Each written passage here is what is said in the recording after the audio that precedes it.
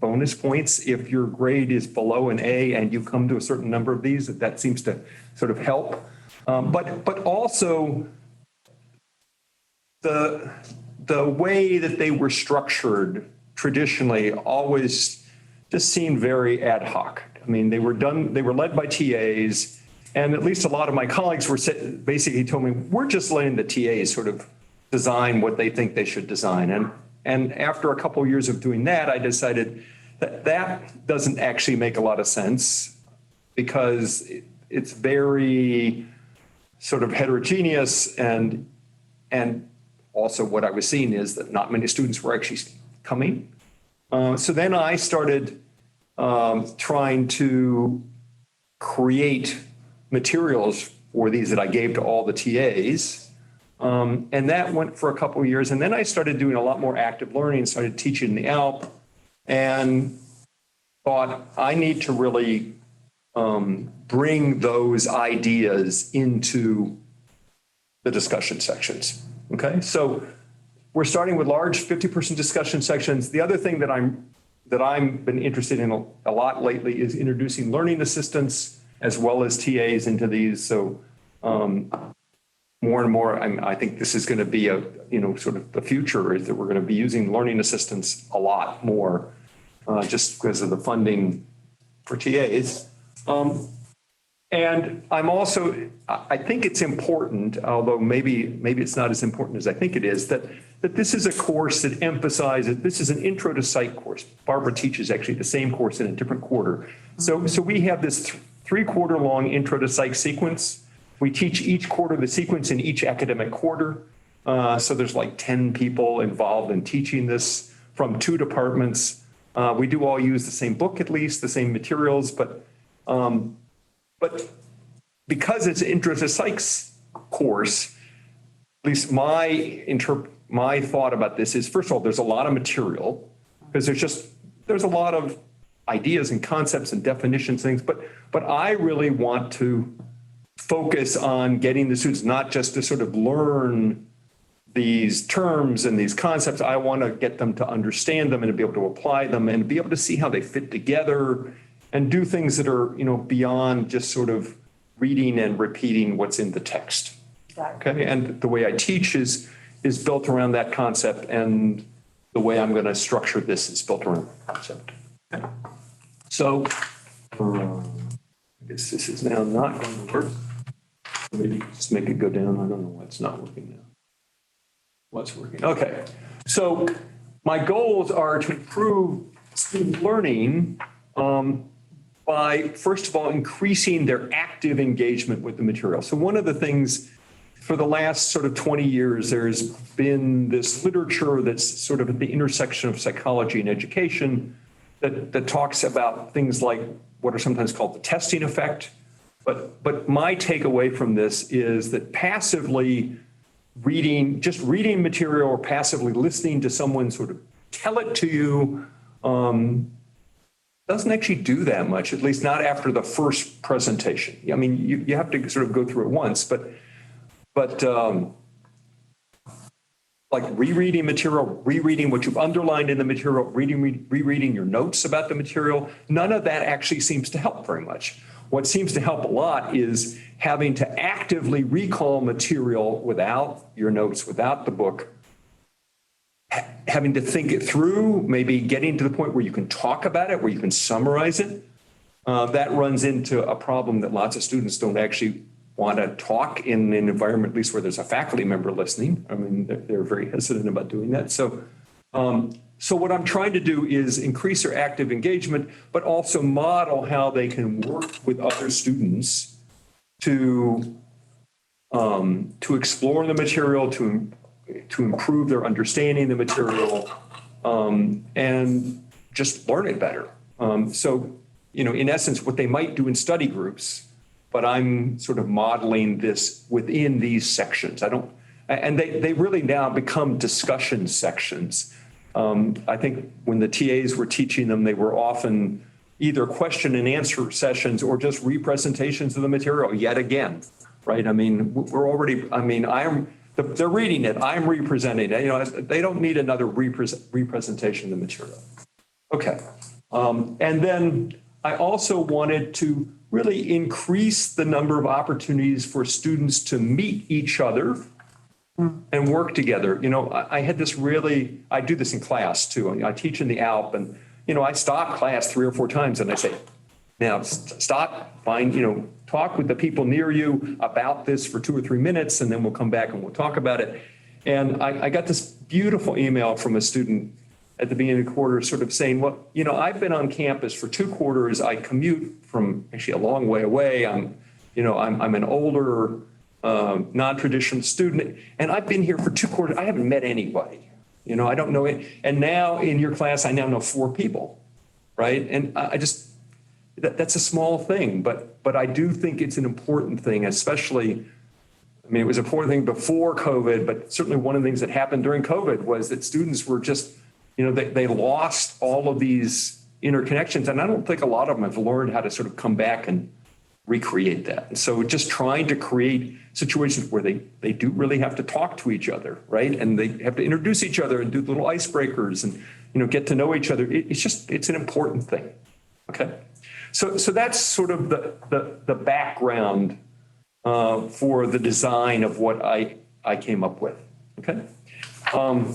So I'm going to put this up, and you're not going to be able to read all this, but so what this is, these are actually the questions that students are working on this week in the discussion sections in my class, okay? And as I say, you're not meant to read all this. What you're meant to see here is that there's 2 sets of questions, what I'm calling the A questions and the B questions, that each set has 5 questions in them, and that the questions are not just simple recall this piece of information type questions. So, what is the pain matrix? What role does it play in the theory that avoidance of pain can provide an alternative to the drive theory of motivation, and what constitutes pain in this theory? So that's a question, and it involves integrating a lot of material. It's all material that they've actually read or I've talked about, but it's not, they can't just sort of look up the answer to this. Okay, maybe Chat GPT. But the point is that these are all sort of questions like that, and there's 2 sets of them, and there are 5. Is 5 a magic number? Probably not. I've found that 5, given that I'm doing these 50-minute long discussion sections, that having 5 in each of these sets works pretty well. Maybe 4 would be better. Maybe 6, I'm not saying that, but you need several questions, and you'll see why in a minute, and you need 2 sets of them. How long usually is the discussion session? They're 50 minutes. 50 minutes. So, and as I say, that's one of the constraints that actually sort of helps define this. Okay. Okay. So what's the process? Well, now the students are divided into an even number of groups. Okay, that's important. So there has to be, 2 groups or 4 groups or 6 groups or 8 groups, right?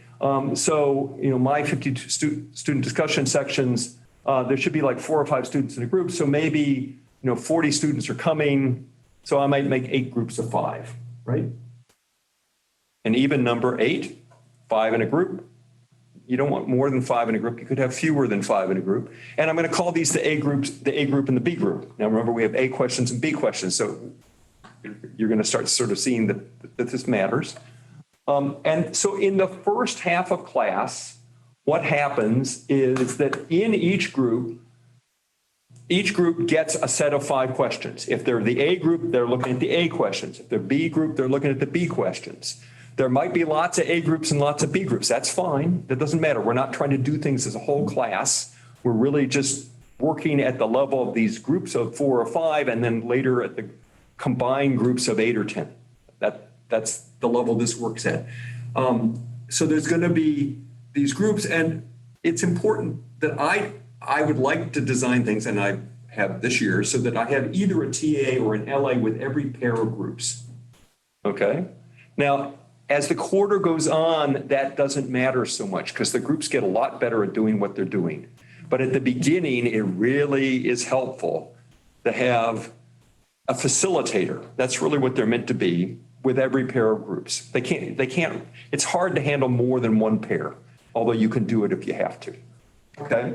So then in each group, they're taking each group of let's say, of 5 students. They're now looking at these questions, and each student in that group is picking one of these 5. They're saying, this is my question. Okay?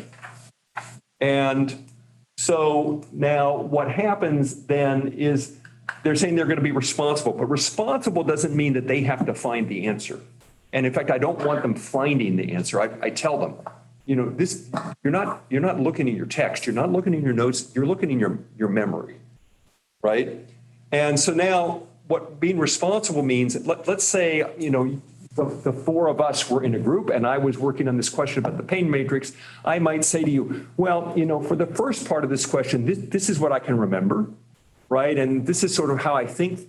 And then you might say, well, but what about this, right? And so I'm now I'm responsible for making sure that at the end of the first half of this discussion section, I have a good answer to that question, but I'm working with you guys to develop that good answer.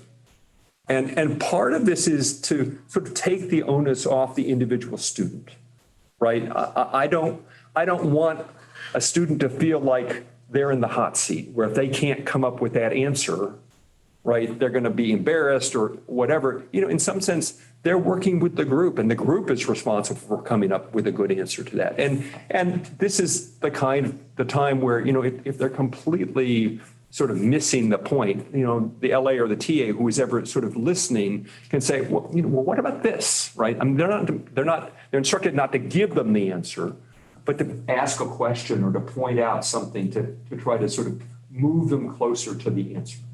Okay? So that takes typically a little more than the first half of the discussion section.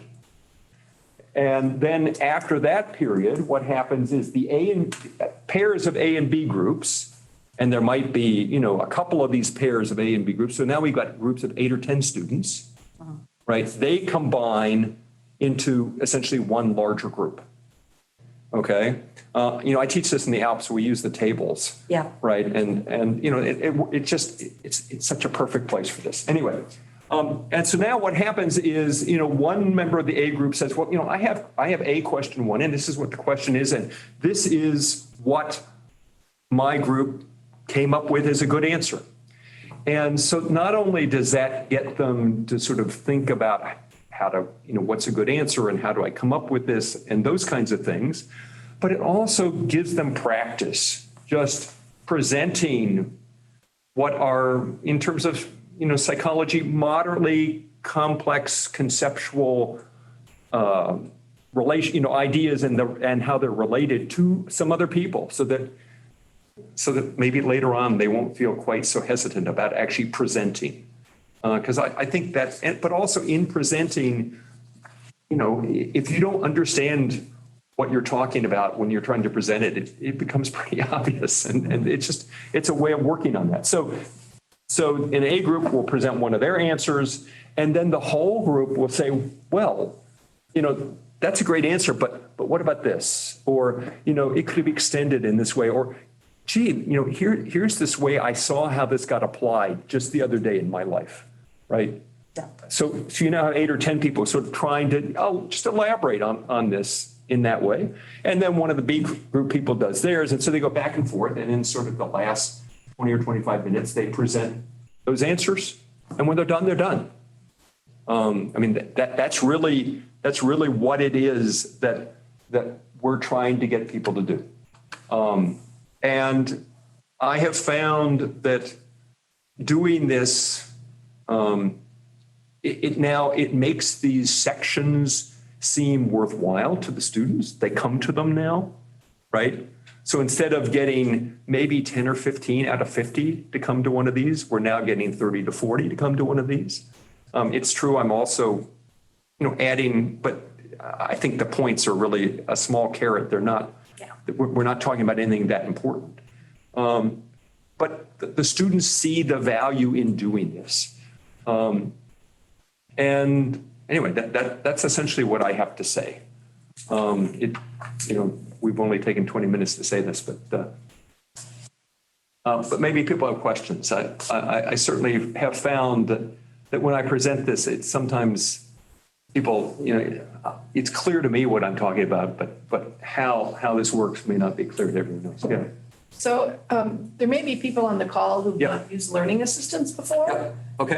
Certainly TAs are, much more common. Mm-hmm. So could you talk a little bit about how, not how you recruit, not that part of it, but once you're in the classroom, Right. what is it exactly that they're doing and what sort of, how do you equip them to be successful in that arena? Well, I do want to talk a little bit about how I recruit them, because I do recruit them. Yeah. And part of the way I recruit them is at the end of the quarter, I have them stand up and I say, here are these people, they've been wandering around. These were all in this class last year, right? And if you're interested in being a learning assistant, I'm going to teach this class again next year. And then I look for the students who have done pretty well in the class, and I will, if not enough sort of reach out to me, I will reach out to students who have done well. And so these are students who have taken my class. They know they've already seen how I run the class, okay? And then I meet with them every week as a group. So this year I have 6 of them who are working with me. I meet with them and we spend an hour and we talk about these questions. And I mean, typically for most of them, they don't have actually that much they want to talk about. For some of them, they want to talk about them a lot. And they actually really enjoy these sessions because we go well beyond what is going to matter. And we well beyond what they're going to need to actually deal with the session. It's a way of sort of getting to think about this material in more depth. And they're sort of coming back to it a year later. And so I think it's really valuable for them. In terms of that. And then we also talk a lot about sort of the pedagogical problems they're running into. I mean, invariably in the first couple of weeks, students don't want to talk. How do we get them to feel comfortable talking? And we talk about some strategies. And they also have taken this so unfortunately unnamed CLAP course. They've gotten the CLAP, but So they've also taken this course that talks about pedagogy, but I feel like, that's fairly general and this is specific in this particular context. And so I think talking about the particular problems they're running into right now is a useful thing for them. So what do they actually do? Well, in my classes, their main job is, so I'm teaching in the Alp lecture hall. It's great because it's got pairs of rows that are at the same level, so people can turn around. So it is hard for a student to what I would call island themselves in that classroom. But you always get students who try to, right? And so the main thing the LAs are doing during classes is going around and finding students who are not talking with anybody and just inviting them, Here's these people right here and they're talking, why don't you talk with them, right? Or sitting down with them and talking to them and then, just facilitating that process, helping them feel more comfortable. And then in the sections, I think their role is actually much more important, but also nuanced, and especially at the beginning, because they really are, they are meant to be a non-threatening person who can listen. The students will initially try to sort of pump them for answers and they've learned how to not give answers, how to respond to a question with another question. But to be there so that the students know that they can call on them if they really are stuck, or if the LA sees that they're really just going down the wrong road, they'll ask a question and get them going in the right direction. And so that takes, one of the things that the LAs tell me is it takes so much restraint, right? Oh, yeah. I mean, because they want to wait, they need to wait to jump in. Right. But once the students get comfortable with that, they're quite happy talking in front of them. These are other students like them. They're not as threatening as I would be if I were sitting here running this thing. So yeah, that's pretty much what they do. And then as the LAs report, as the quarter goes on, they're doing less and less and less, because the students have first of all, they sort of, I don't make them like rearrange groups every discussion section or anything like that. They can self-organize however they want. It seems like I've had other classes where I did specifically rearrange the groupings like every 2 weeks because it was a way of getting each student to meet more students in the major. For example, this was a class for majors and I found that, reorganizing this and actually having roles and things like that, it was useful, but this is a very different kind of situation. So I don't do that. And so sometimes, it's going to be the same group of 4 or 5 students who now started meeting, have been meeting together all quarter and they're meeting. And so they're getting comfortable with each other and maybe they're actually in a study group outside and that's all fine. But for whatever reason, they're getting more comfortable about the process. They're less, they need less handholding, maybe because they know what's going to happen. They come better prepared. The other thing that's really fun about this class, Barbara maybe has found this too, but this class, the first 2 chapters are what in psychology are called learning and memory. Now, learning is actually sort of the classical conditioning type of learning, and memory is more like what you would be talking about when you're talking about learning in a class. But the point is that the material in this class subsumes exactly what they need to learn in order to learn how to do well in the class. And so I feel like, and actually with this new textbook we're using, there's actually a whole little sidebar about, all of this, but I go well beyond that. And so, in addition to all these kinds of things, I'm giving them these other learning techniques that I'm advising them to try. And in fact, I also, if students aren't doing well in my class, I email them, I say, come talk to me. We're going to talk about how you're studying. And invariably they come and they talk to me and I ask, well, how are you studying? Well, I'm doing this reading and underlining because that's what I've always done. I said, well, we've just been talking about all these other things that aren't reading and underlining. Why aren't you doing this? Well, because this is what I've always done. And this other thing seems hard. And so I'll basically say, I give chapter tests every 2 weeks. So they have lots of opportunities to see how well they're learning and say, well, for this chapter test, why don't you just try my method, right? And see if, first of all, it doesn't turn out to be less work than you think it's going to be. And second of all, if you don't do better than you've been doing. And almost invariably, if they're willing to take this challenge, they're pleasantly surprised. And again, I've had some emails from students years later who said, you changed my trajectory at UCI because I learned how to study in this class. And so one of the things I tell them is, look, don't take notes while you're studying, while you're reading. Because if you're taking notes while you're reading, you're really just copying, right? What you want to do, you want to read a section of, this text is really nice, it's divided into really nicely organized sections. Read a section, close the book. If you want to write notes, write your notes then, right, out of your memory. But what would be even better is if you could try to sort of summarize the section or a couple sections to somebody else, or even to your cat, if you're willing to sort of be metacognitive enough that when your cat doesn't object, you can do it for them. It's this process of trying to have to verbally reconstruct, not just hand wave at the material, because so many students will read something like this and say, oh, this made sense to me, and so therefore I understand it. And when they have to reconstruct it, they realize, oh, I don't understand it. I thought I did. And that's when they can go back and just reread a little bit of it, and now they're ready to learn it.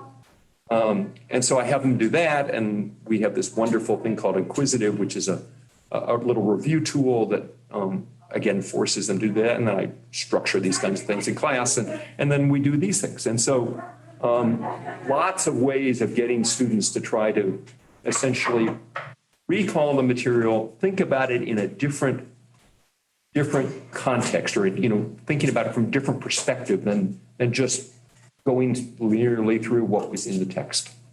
That's helpful. Sorry. Yep. Question? Yeah, I have a question. Yep. So I'm wondering if you have tried or would like to try or thinking about Yep. trying doing this in a Zoom breakout room. And what are the limitations in a Zoom breakout session, using a Zoom Right. breakout session versus teaching in ALP? Well, so the year I taught this course all virtual, I sort of did that. I didn't think it worked as well, but there were lots of things that were hard.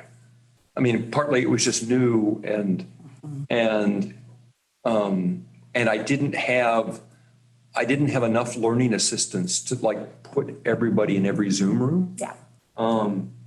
So the students sort of didn't quite get as engaged with it. The other thing that I did that year that I thought was also sort of interesting. So, I say in the classes that I have people talk to each other. So I organized all 400 students into these groups of 5. Okay. I just basically, I actually did a little survey to find out sort of when were there times when they wanted to sort of, study. And so I was trying to put them together in terms of availability and things like that. But I put them in groups of 5 and I said, look, I've recorded all these videos. They're like 10 to 15 minute videos that are essentially what would be in the class. And in those videos, using the usual tools, I've put in either these breaks where I'm going to say, I want you to discuss something, or I put in some questions. And so I tell them, what I want you to do is I want the 5 of you to get together on a Zoom room, just to get together in Zoom, and then simultaneously watch this video in the Zoom room. And then when it gets these breaks, now I want you to talk to each other, right? I was trying to recreate what I was doing in the ALP. Looking at the sort of the online statistics, it seemed like about 2/3 of the students did something like that. I mean, there was nothing that penalized them if they didn't. They could watch the videos without being in the group, that was fine, and sort of answer the questions. But the ones who did told me afterwards that they found it really useful. So I think maybe with some work, I could figure out how to do this in Zoom better, especially if I had more LAs and just assign, more people to it.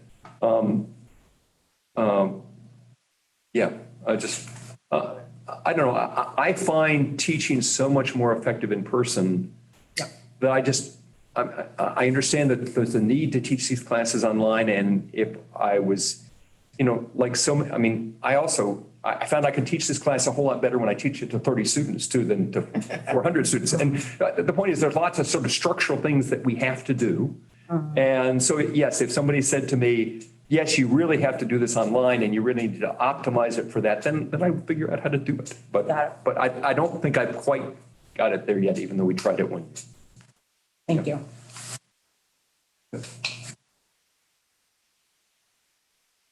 Hi there, I have a question for you. Yes, Sabrina.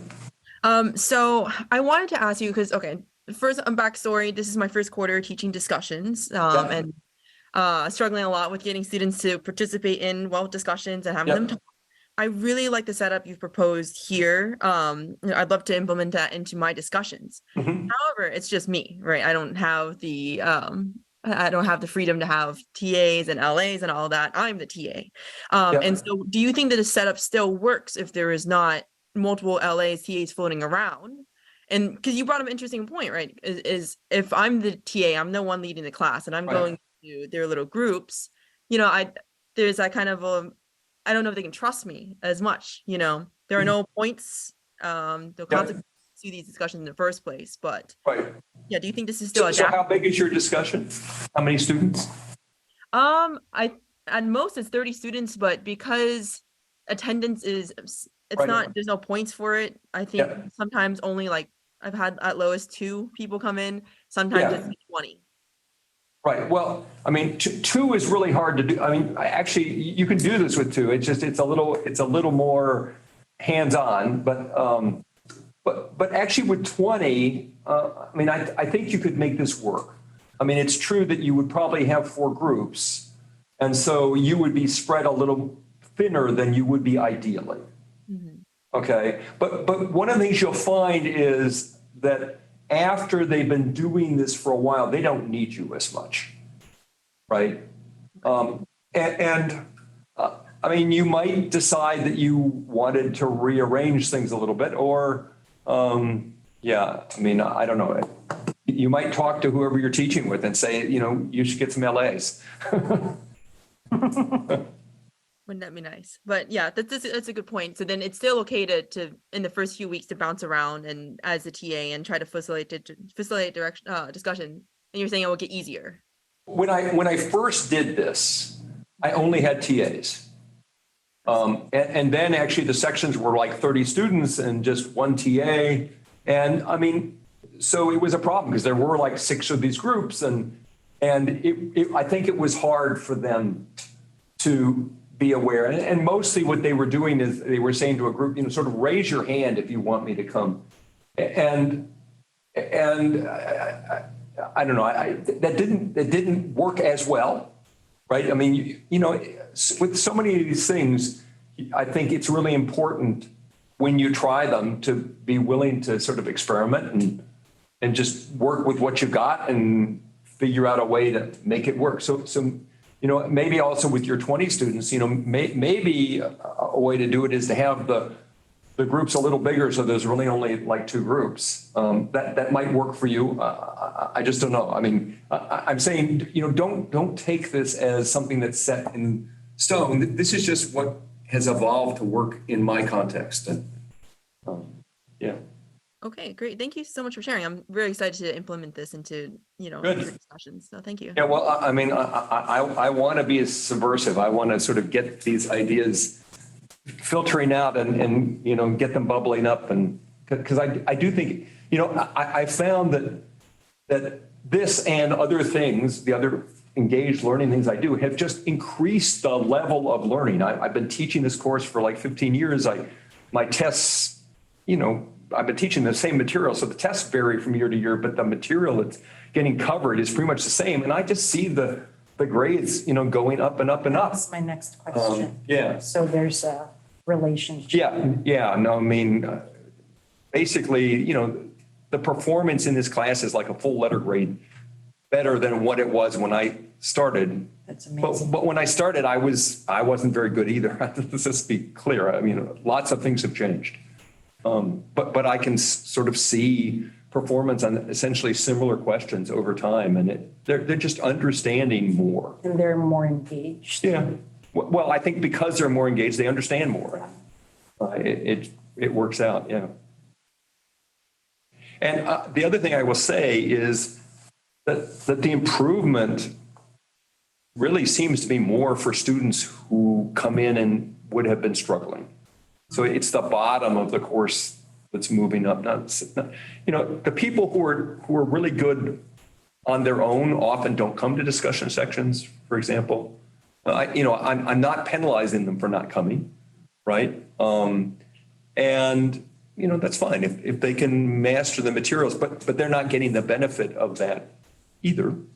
And as I say, I do also try to reach out to students who are struggling and just try to work with them a little bit one-on-one because I find that helps a lot. Often they are students who are, you know, either first gen or new to campus, and often they're struggling and they need somebody to just, on the one hand, tell them, you know, you can actually do this, right? And then give them a strategy to try that is not just doing what I've always been doing and just doing a lot more of it, and I'm already, you know, at the end of my rope because I'm working and I don't have more time to study. I need a way to study more effectively, not do what I'm doing, you know, over and over and over again because it didn't work and it wasn't getting me where I need to be. Back to the classroom. Yep. Would you say that there is a distinction between the level of assistance or nature of assistance that a TA would offer versus an LA, or are they more or less doing identical things? Well, I mean, the main difference from my perspective is the TAs can grade and the LAs can't. In terms of But in that context. facilitating in the classroom, no, and in fact, in some ways, I think the LAs are better. Well, the TAs, when I have a TA who's been a TA for my class before, then they're probably better than the LAs are. But, usually I'm getting TAs who, this is completely new to them. Right, whereas the LAs have actually experienced everything in the class once before. And so in some sense, I actually find the LAs more effective at facilitators in the class than a new TA. I've had some times when I've had the same TA a couple of years in a row, and then they have been great. And they've often come back and, and I think the LAs do this sometimes too, sort of suggested, some of the modifications that are built into this thing. Because I'm not actually running most of these discussion sections, right? They're doing a lot more than I am. So they're seeing on the ground what's working and what's not. And yeah. And do they give you that feedback in your weekly meeting? Yeah. And the TAs do too. But the TAs are starting usually from less knowledge about what's going on in the LA. So. Yep.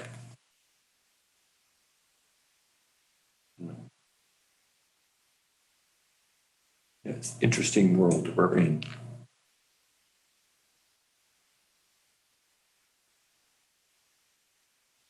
But what's your question?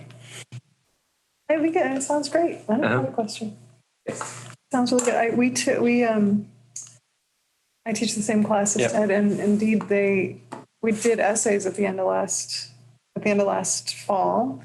Asked them invited them to write an essay about anything they wanted to say about the class or what they had been expecting, Janet read them all. They were really interesting.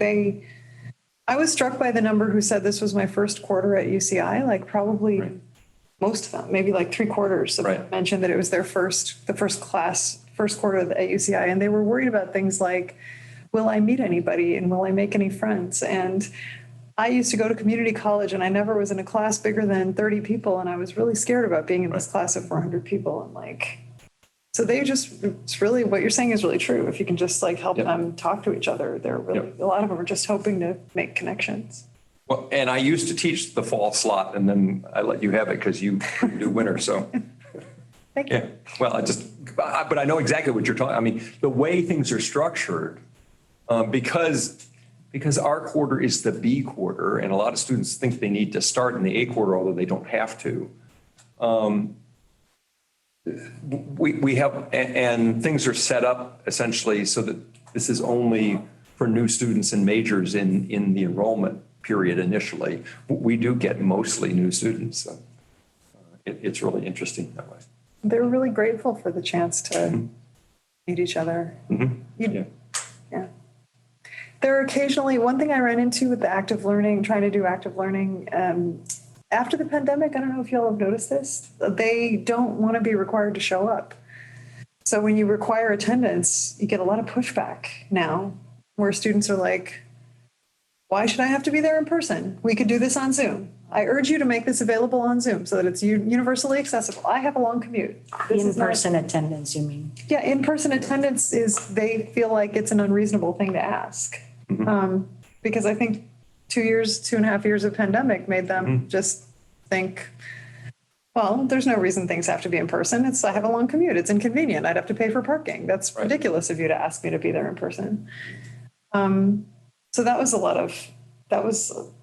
challenging. And then you really feel like it better be worth their time because they kind of resent having to be there in person. And so you feel like, well, I better use this time in a way that feels valuable to them because I did get 1 or 2 comments saying, I don't see why we should have had to be there. The textbook is online and I could learn everything I needed from the textbook. And I think it's ridiculous that you made us show up in person because I could have done it without, because they just think, you're going to present information and my job is to absorb it and then regurgitate it back on the test. If I can do that without being there, then why do I have to be there? So that's challenging. Yeah. But most of them didn't say that. Most of them were like, I loved the think, pair, share activities because I got to talk to the person next to me. Right. Yep. Very cute. Yeah. I don't know, I feel like maybe this is getting better because I didn't get a lot of that pushback this quarter. Did you get it right after the pandemic? Yeah. Yeah. Well, It's getting I better. taught in the winter when the first 4 weeks were virtual last year, and then we went back to in person, and like, everybody's, why would I be coming back? Not coming back, right? Yeah, That was a disaster. yeah. Yeah. This seems really useful, though. I haven't done this. It seems like, I remember you telling me about this Yeah. years ago. And we were trying to do it online during the pandemic, Right. and it just sounded so difficult to do online. It works really easily in person. And again, I did get some push this year. We'd like to do discussion section. I said, no, we're doing it in person. You really need to be in person. We're not going to have a section online. I thought about having one of the sections be online or something like that. Maybe I should have, but I see it in Zoom, but the limitation is when they are in breakout rooms, it's not the same as being in an active learning classroom where the LAs or the TAs can just hear everything Right. at once. Like they have to actually go. right. Well, and if I was going to do it, I would make sure that I had an LA for every room. True. That's a lot of LAs. Yeah, it is. I'm wondering if there's a tool that does that where you can hear, because there's like another conferencing tool where you can see what's going on in every break room, but you can't really hear. Well, you could use something like, what's it called? We used it for the graduate students. GatherTown? GatherTown, yeah, right. Because there you really can. Yeah, people have little avatars that look like the Yeah. Right. 1980s. I've seen it. So they were sitting in little. And you can have little areas and you can sort of, Yeah. but you can also make yourself, if you're a super person, you can sort of listen into any one of them. It could be fun. Yeah. So Ted, did you, you got a well-oiled machine going here. I'm curious if you tinkered with it. Oh, yeah. I mean, I've been The doing this. model, yeah. I started this something like 6 or 7 years. So what iteration are we I on have a here? question though. Do you do this at every discussion section, week after Yeah. week after Oh, week? yes. And they don't get sick of it? No, they get better. I mean, Great. yeah. Because I was always trying to think of like new active learning collaborative things to No. do. And after I'd done something a few times, I was like, well, I can't do that again. I already did that like Yeah. twice. I mean, yeah, this is not, I mean, this is really meant to be how they should be studying in a group. And I'm just facilitating that in essence, from my perspective. But yeah, no, I mean, I've certainly tinkered around the edges with it, the basic idea. And I think the main thing I've done is get more and more people, like LAs and people involved. That's been the major change that's happened over the last couple of years.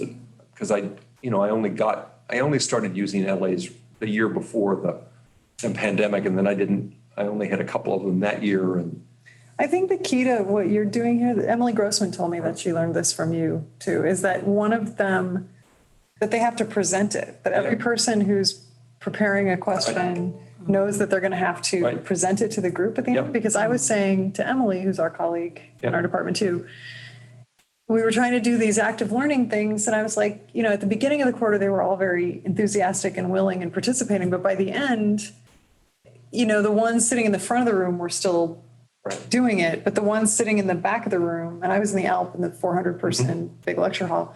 If I walked back there and said like, how's it going? They just weren't even pretending to do it anyway. They were just like, oh yeah, I'm not doing it. And I think it's because I wasn't making them present. I was sort of telling them like, discuss this in a group and come up with this and come up with that. But it was after a while, they were just like, well, I'm not going to have to turn it in though. And I'm not going to present anything. So like, I just opt out. I'm not going to. well, usually when I do that, it results in a poll everywhere question or something. So they do. Yeah. I mean, again, it's not getting graded. I did a lot of poll everywhere Yeah. questions, but I think if I told them to do this week after week, but they never did have to present it, Right. they No. would just be like, Yeah. No. you guys good with the pain matrix? Yeah, me too. Okay, Yeah. cool. I'm gonna check my phone, I was gonna ask that, because I know that all the A group will meet and share, Yep. and then the B group, but at the end, do the As present to the? The A's are presented to the B's and the B's to the B's, A's. So that's when they come together in the second half. So Okay. everybody has at least heard everything. Okay, that's good.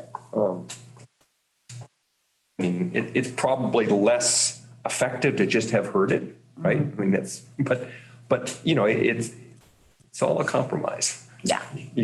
Everybody can't do everything. But at least everybody in this does have to, as Barbara says, they have to present something. They have to sort of have buy-in and feel responsible, and not only feel responsible for presenting, but for what the rest of the people in their group are presenting. It's sort of a secondary responsibility, but in some sense, I think they feel that. Is it always the TAs and the LAs, or do you have like, oh, I could do a surprise drop in? Well, it's more that occasionally I have to fill in for people who are missing. Got it. Yeah. People have been sick lately. But I mean, I've also had cases where a TA has been sick, but the LAs have been perfectly able to run the class.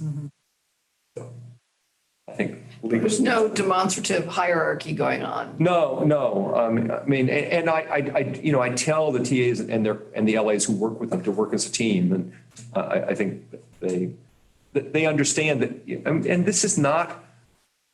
This structure is not one where one person is getting up and running something. Right. I mean, it's only that very first time when we're trying to sort of say, this is what you're doing. Ted, so if you've got a 400-person class and it's Yep. got 8 discussion sections with 50 people each, or Yep. let's say 40, Yep. and you've got 4 groups, so you have 4 learning assistants, or a TA and 3 learning Well, assistants? if I was doing that, Between I'd have, discussions? if I was doing that, I'd have 8 learning assistants.